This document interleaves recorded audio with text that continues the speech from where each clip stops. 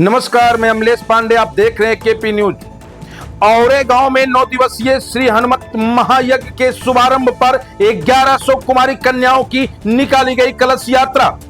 लखीसराय जिले के रामगढ़ चौक प्रखंड अंतर्गत औरे गांव में श्री राम कथा महामहोत्सव एवं हनुमंत महायज्ञ के शुभारंभ पर अयोध्या के संकट मोचन हनुमान मंदिर से आए हुए दिव्यानंद जी महाराज के सानिध्य में 1100 कुमारी कन्याओं की कलश यात्रा निकाली गई।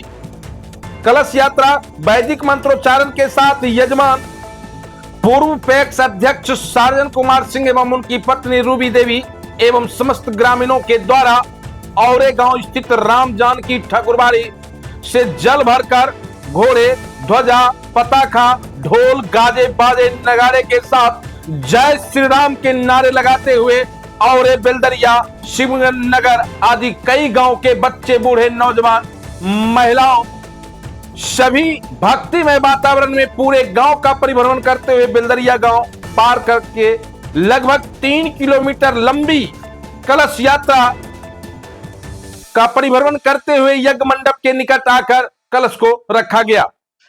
कलश यात्रा की विधि व्यवस्था रामगढ़ चौक थाना अध्यक्ष मंटू कुमार, यज्ञ समिति के सचिव संतोष कुमार सिंह, कोषाध्यक्ष गरसंडा गांव निवासी कृपाल सिंह, नितेश कुमार, नीलेश कुमार, कन्हैया कुमार, हीरा कुमार, रामाकांत सिंह, हरिराम सिंह, डकरा गांव के निकेश कुमार एवं बेलदरिया के मुसाफिर आदि दर्जनों नवयुवक उपस्थित थे।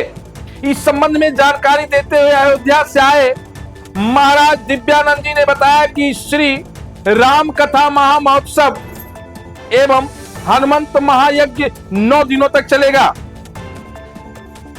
प्रतिदिन संध्या में कथावाचक आचार्य सरसराज मृदुल जी महाराज, महात्यागी वेदांती जी महाराज जो हरिद्वार से आए हैं, राम जानकी ठाकुरबाड़ी औरे के महंत बजरंग दास रहेंगे।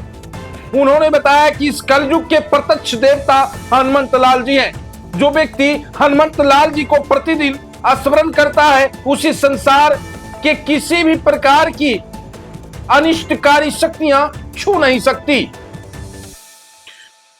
उसके अमंगल का नाश हो जाता है, सदा मंगल ही मंगल होता है। कहते हैं कि नियमित रूप से अगर कोई व्यक्ति मात्र हनुमान चालीसा और सुंदर कांड की पाठ अगर अपने जीवन में प्रतिदिन करता है तो उसे किसी भी प्रकार की अनिष्टकारी शक्तियां प्रभावित नहीं कर सकती। इसीलिए अगर आप अपने देश, राज्य, जिला और प्रखंड में या फिर गांव में, अपने घर परिवार में शांति चाहते हैं तो भगवान हनुमंत लाल जी को की अवश्य उपासना करें, तभी शांति संभव है, अन्यथा संभव नहीं है।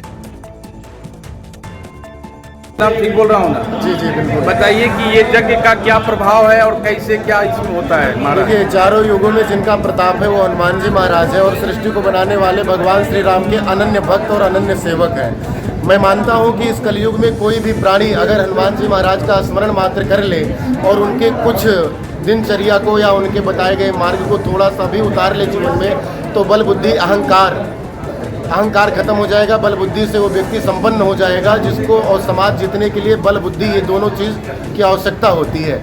तो कलयुग में हनुमान जी महाराज एक ऐसे देवता हैं, और देवता चित्त न धरई हनुमत से सब सुख करई, और देवता बुलाने पे आएंगे और हनुमान जी केवल स्मरण मात्र से आपके साथ हो जाते हैं। जीवन में यदि आपको तरक्की करना है, निरोग रहना है और समस्त प्रकार के दुखों से निवारण करना है, तो एक बार आपको हनुमान जी के शरण में आना ही पड़ेगा।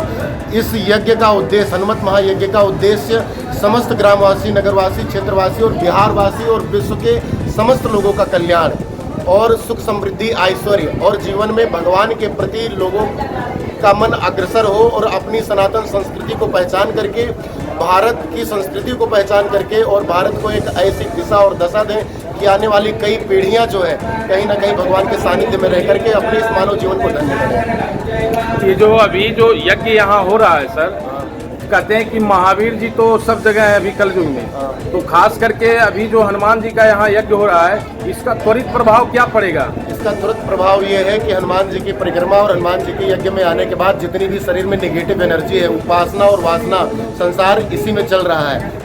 वासना की तरफ पूरा संसार 99% लोग लगे हैं और उपासना की तरफ 1% लोग लगे हैं। 1% लोग 99% लोगों को दिन भर बताते रहते हैं कि भगवान के शरण में आ जाओ।